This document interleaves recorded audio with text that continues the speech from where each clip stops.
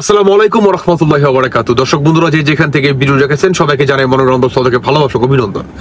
Breaking news সেটি হচ্ছে আপনার আমাদের বাংলাদেশ সেনা প্রধান মিস্টার ওয়াকারের সৌদি সফর, মানে 4 দিনের যে সৌদি সফর ছিল সেটি বাতিল হলো এবং ভারতের 4 জন সেনা কর্মকর্তা দীর্ঘ 15 মাস পর আমাদের বাংলাদেশে আসতে যাচ্ছে। আপনার আন্তর্জাতিক যে ট্রাইব্যুনাল গঠিত করছে অন্তর্বর্তীকালীন সরকার, এটাকে কেন্দ্র করেই মানে ভারতকে যেভাবে দোষারোপ করতেছে যে ভারতের সেনাবাহিনীর দ্বারায় আমাদের বাংলাদেশ সেনাবাহিনীর মানে যেই 14 জন জেনারেলকে বর্তমান সেনাপ্রধান বিশেষ নিরাপত্তা দিয়েছে আপনার ক্যান্টনমেন্টে, তাদেরকে কেন্দ্র করে আপনার অন্তর্বর্তীকালীন সরকারের পক্ষ থেকে যেই আঙুল আপনার ভারতের সেনাবাহিনীর দিকে দিয়েছে যে ভারতের সেনাবাহিনীর সাথে জড়িত, ঠিক সেই কারণেই আগামী 7 দিনের ভিতরে ভারতের সংবাদ মাধ্যমগুলা বলতেছে 14ই অক্টোবর আসতে যাচ্ছে, মানে কালকেই তো 14ই অক্টোবর। এখন কালকে আসবে নাকি 1 সপ্তাহের ভিতর আসবে, তবে সবচেয়ে বেশি যেটা জোরালো সেটা হচ্ছে 1 সপ্তাহের ভিতরে ভারত থেকে 4 জন সেনা কর্মকর্তা তারা আমাদের বাংলাদেশে আসতে যাচ্ছে। এখন আসুন সবার প্রথমে সৌদি আরবের যেই সফর ছিল সেটা কেন বাতিল হলো সেনাপ্রধান মিস্টার ওয়াকারের। আপনারা অনেকে জানেন যে বিশেষ করে আমাদের বাংলাদেশে বর্তমান সেনাবাহিনীদেরকে নিয়ে মানে যে টানা হেচড়া চলতেছে সেটা সারা বিশ্বেই বর্তমান প্রচলিত।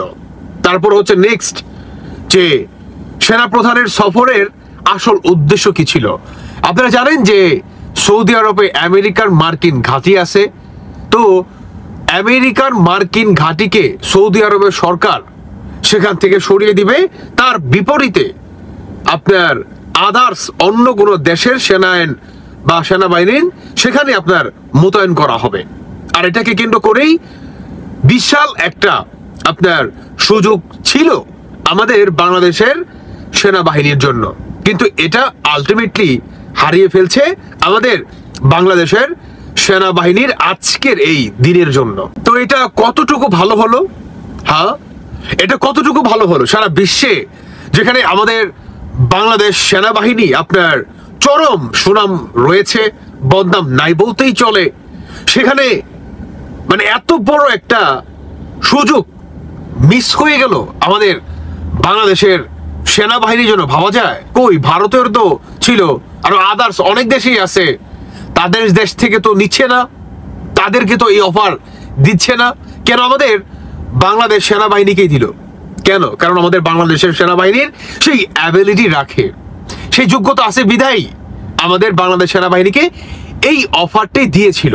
কিন্তু যে 14 জন জেনারেলের যেই অবস্থা এবং সারা বিশ্বে সেটা বর্তমান প্রচলিত, আর এটার জন্যই যাতে নতুন করে সৌদি আরব মানে এই ট্রাইব্যুনালের সাথে জড়িয়ে না যায়, এটার জন্যই সৌদি আরব আগে থেকেই তারা সরে গেল, মানে অফারটা দিয়েও পুনরায় আবার সেটা তারা প্রত্যাহার করলো। এই হচ্ছে বর্তমান আমাদের বাংলাদেশের সেনাবাহিনীর অবস্থা। তো গতকাল হচ্ছে আপনার 14ই অক্টোবর, শোনা যাচ্ছে মানে ভারতের মিডিয়াগুলা তারা প্রকাশ করতেছে যে কালকে আর না হয় আগামী 1 সপ্তাহের ভিতরে বাংলাদেশ ক্যান্টনমেন্টে কিংবা ট্রাইব্যুনালকে কেন্দ্র করে বড় ধরনের বড় কিছু একটা ঘটতে যাচ্ছে। বিশেষ করে আপনার চট্টগ্রামের যে অবস্থা এবং বাংলাদেশ ভারতের সীমান্ত দিয়ে মানে সমস্ত জায়গায় কিংবা কক্সবাজারের পাহাড়ের যে ঘটনা, সব জায়গায় নাকি আপনার সেনাবাহিনীর কি বলে নির্দেশে কিংবা আপনার সমন্বয়ে, বাংলাদেশ সেনাবাহিনীর সমন্বয়ে বড় ধরনের একটা পরিবর্তন নাকি আসতে যাচ্ছে। এই ধরনের গুঞ্জন শোনা যাচ্ছে, কিন্তু কোনটা সঠিক কোনটা ব্যাঠিক সেটা এই মুহূর্তে আসলে বলা সম্ভব হচ্ছে না।